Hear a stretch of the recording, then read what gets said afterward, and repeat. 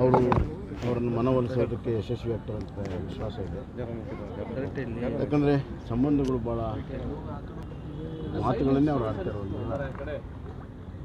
ಇವತ್ತು ಮೋದಿಯವರು ಪ್ರಧಾನಮಂತ್ರಿ ಆಗಬೇಕಂತ ಅವ್ರದ್ದು ಹೆಬ್ಬಯಕೆ ಇದೆ.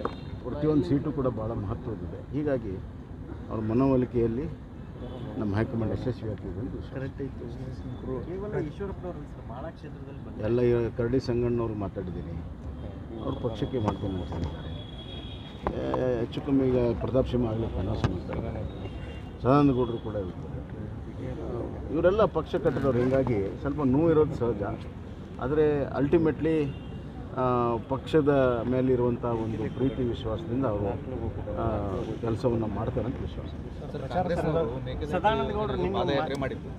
ಈಗ ಅಲಯನ್ಸ್ ಇಂಡಿಯಾ ಈಗ DMK ಅವರು ಅದನ್ನು ಸರ್ಕಾರಕ್ಕೆ ಬಂದರೆ ಯೋಜನೆ ಮಾಡ್ತಾರೆ. ನೋಡಿ, ಅವತ್ತು ಅವರು ಮೇಕೆದಾಟು ಪಾದಯಾತ್ರೆ ಕೂಡ ಒಂದು ರಾಜಕೀಯ ನಾಟಕದ ಒಂದು ಭಾಗ.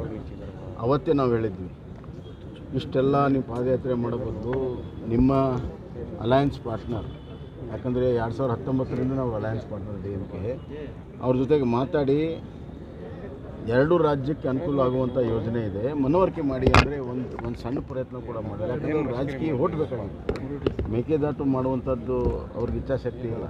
ಈಗಲೂ ಕೂಡ ಅವ್ರು ಮೇಕೆದಾಟು ಮಾಡೋಕ್ಕೆ ಪ್ರಯತ್ನ ಇಲ್ಲ. ಅವತ್ತು ನಾವು ಹೇಳಿದ್ವಿ ಮಿಸ್ಲಿನಿಯಸ್ ಅಪೀಲ್ ಕೋರ್ಟಲ್ಲಿದೆ ಅಂದರೆ ಸಿದ್ದರಾಮಯ್ಯ ಅವರು ಕೋರ್ಟಲ್ಲಿ ಇಲ್ಲ ಕೋರ್ಟಲ್ಲಿ ಇದೆ ಅಂತ ಗೊತ್ತಿದ್ರು ಇಲ್ಲ ಅಂತ ವಾದ ಮಾಡಿದರು. ಈಗ ಕೋರ್ಟಲ್ಲಿದೆ ಅಂತ ಹೇಳ್ತಾರೆ. ಆದ್ದರಿಂದ ಆ ಭಾಗದ ಜನರಿಗೆ ಮೂಗಿಗೆ ತುಪ್ಪ ಹಚ್ಚುವಂಥ ಕೆಲಸವನ್ನು ಅವತ್ತು ಮಾಡಿದರು. ಇವತ್ತು ಅವರ ಒಂದು ನಾಟಕ ಬಹಿರಂಗ ಆಗಿದೆ. DMK ತನ್ನ ಪ್ರಣಾಳಿಕೆಯಲ್ಲಿ ಯಾವುದೇ ಕಾರಣಕ್ಕೂ ಯಾವುದೇ ಯೋಜನೆ, ಮೇಕೆದಾಟಲ್ಲಿ ಯಾವುದೇ ಯೋಜನೆಗಳನ್ನು ಕಾವೇರಿ ಜಲಾನಯನ ಪ್ರದೇಶ ಕರ್ನಾಟಕದಲ್ಲಿ ಮಾಡೋಕ್ಕೆ ಬಿಡಲ್ಲ ಅಂತ ಕಾಂಗ್ರೆಸ್ನವರು ತಮ್ಮ ನಿಲುವು ಸ್ಪಷ್ಟಪಡಿಸಬೇಕು. ನಿಜವಾಗಲೂ ಕೂಡ ಕರ್ನಾಟಕ ಹಿತಾಸಕ್ತಿ ಕಾಪಾಡಬೇಕಾದ್ರೆ ಇಂಡಿಯಾ ಅಲಯನ್ಸಿಂದ ಹೊರಗಡೆ ಬರಬೇಕು. ನೀವು ಇಂಡಿಯಾ ಅಲಯನ್ಸಲ್ಲಿ ರಾಜಕಾರಣಕ್ಕೆ ಜೊತೆಗೆ ಇರ್ತೀರಿ, DMK ಸಹಾಯ ತೊಗೊಳ್ತೀರಿ, DMK ಜೊತೆಗೆ ಎಲೆಕ್ಷನ್ ನಿಲ್ತೀರಿ, ಆದರೆ ಮೇಕೆದಾಟು ಮಾಡ್ತೀವಿ ಅನ್ನೋದು ಈ ಡಬಲ್ ಸ್ಪೀಕ್ ಏನಿದೆ ಇದು ನಿಲ್ಲಬೇಕು. ಸ್ಪಷ್ಟವಾದಂಥ ಅಭಿಪ್ರಾಯ ಅವ್ರು ಕೊಡಬೇಕು. ಸರ್, ಕಾಂಗ್ರೆಸ್ ಬಗ್ಗೆ ಭಾಳ ಸಾಫ್ಟ್ ಕಾರ್ಯಗಳು ಮೊದಲೆಲ್ಲ ಕಾಂಗ್ರೆಸ್ಗೆ ಇಲ್ಲ, ಅದು ಏನು ಪ್ರಶ್ನೆಯವ್ರು ಕೇಳಿದಾಗ ಉತ್ತರ ಕೊಟ್ಟಿದ್ದೀನಿ. ಈಗ ನಾನು ಮಾತಾಡಿ ಅದೇನು ನಡೆದಿದೆ ಅನ್ನೋದನ್ನು ಹೇಳಿದ್ದೀನಿ ಅಷ್ಟೇ. ಸರ್, ಕಾಂಗ್ರೆಸ್ ಅಭ್ಯರ್ಥಿಗಳು ಅನೌನ್ಸ್ ಆಗಿದೆ, ಯುವಕರು ಮಹಿಳೆಯರಿಗೆ ಪರಿಣಾಮ ಬರುತ್ತೆ ಸರ್?